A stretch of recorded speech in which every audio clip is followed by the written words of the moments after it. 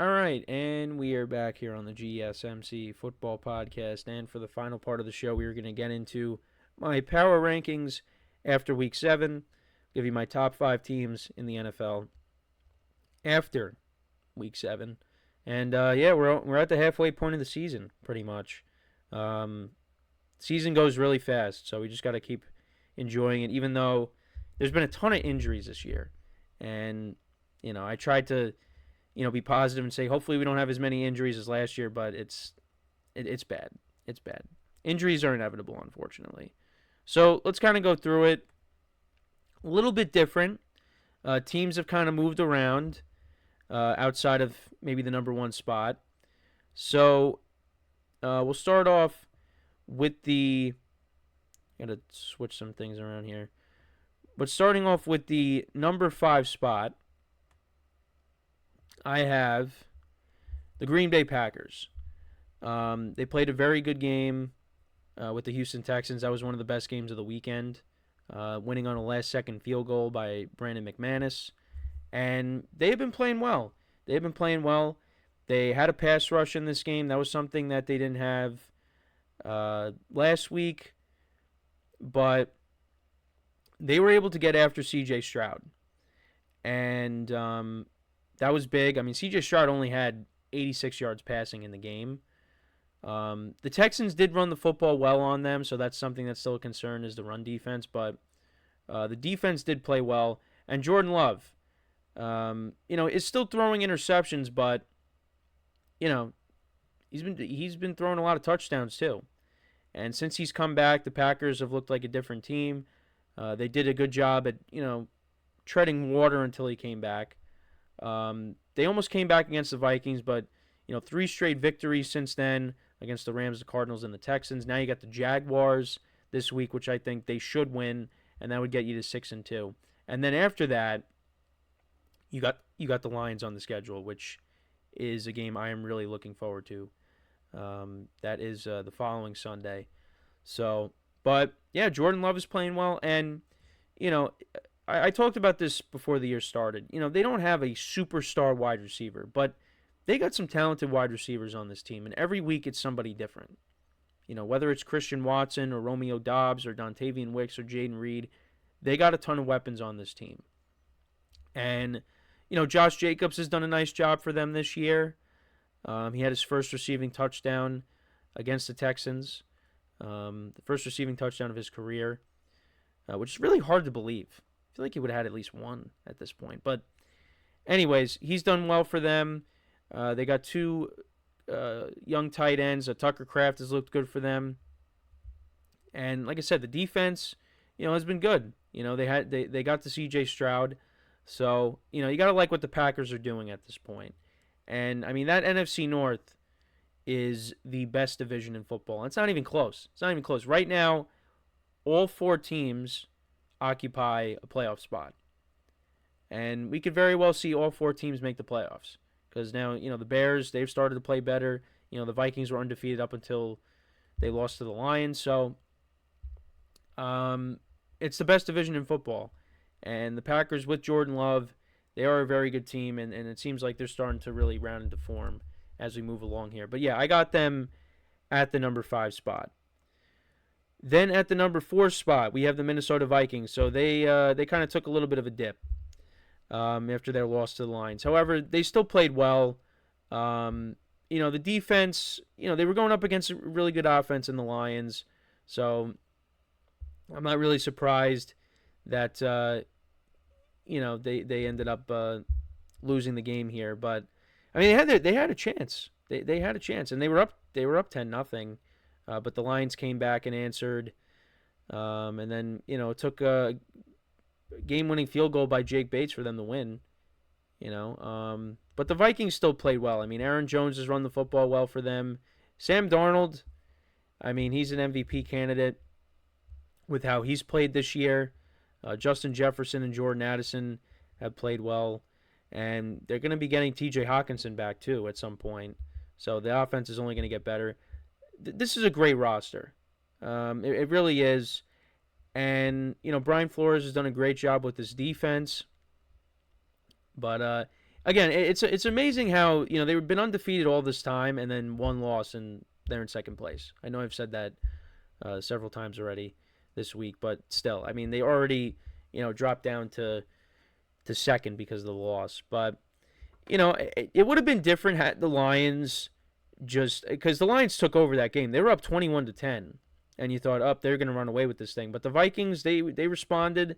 They kept it close. They took the lead at one point when they had the defensive touchdown. After I think David Montgomery fumbled. So, they still hung in there with the Lions. This is a good team. I mean, so far, both NFC North matchups that we got involving the Vikings between the Packers and the Vikings, that turned out to be a good game, tale of two halves. And then this game with the Lions turned out to be very entertaining as well. So the Vikings still deserve to be in the top five, but they kind of they fell down a little bit after that loss.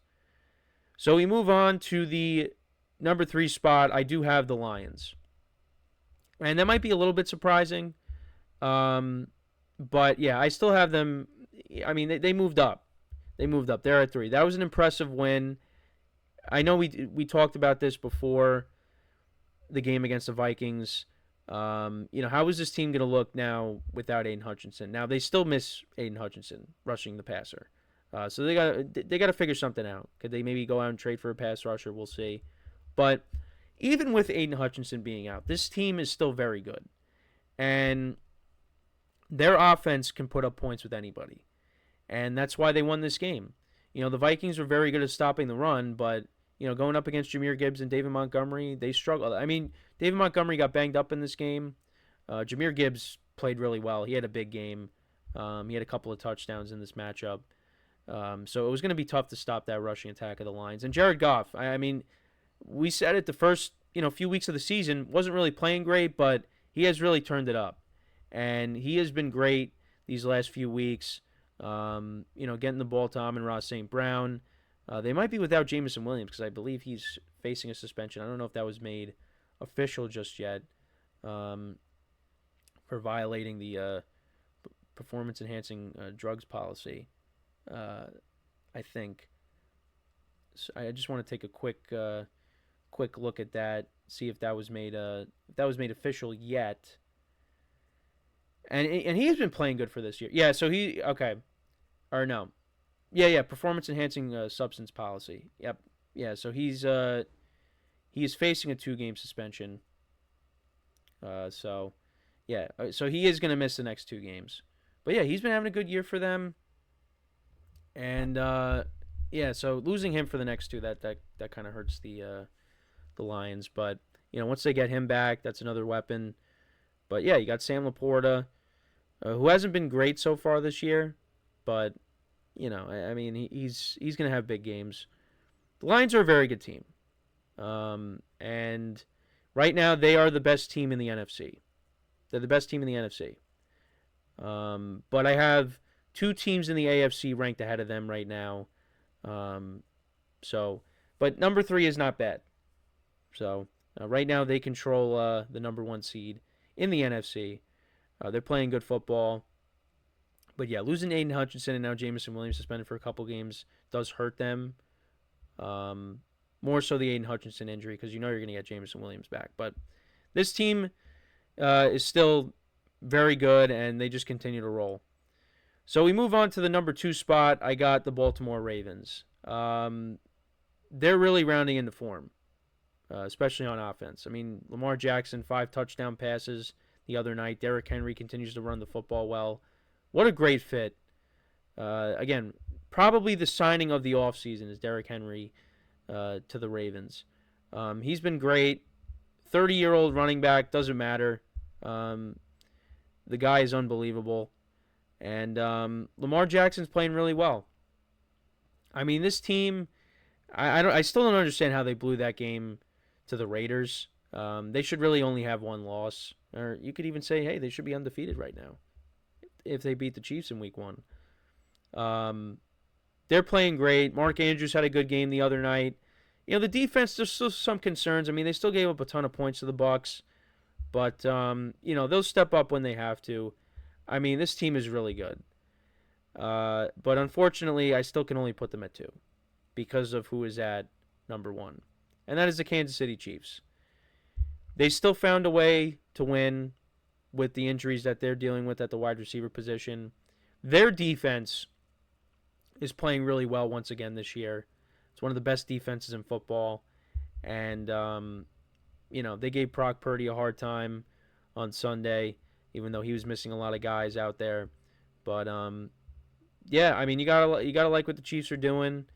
It's not pretty, but they're still able to find ways to win. They take on the Raiders next week. They take on the Bills soon. So I'm curious to see if that's the game that the Chiefs finally lose.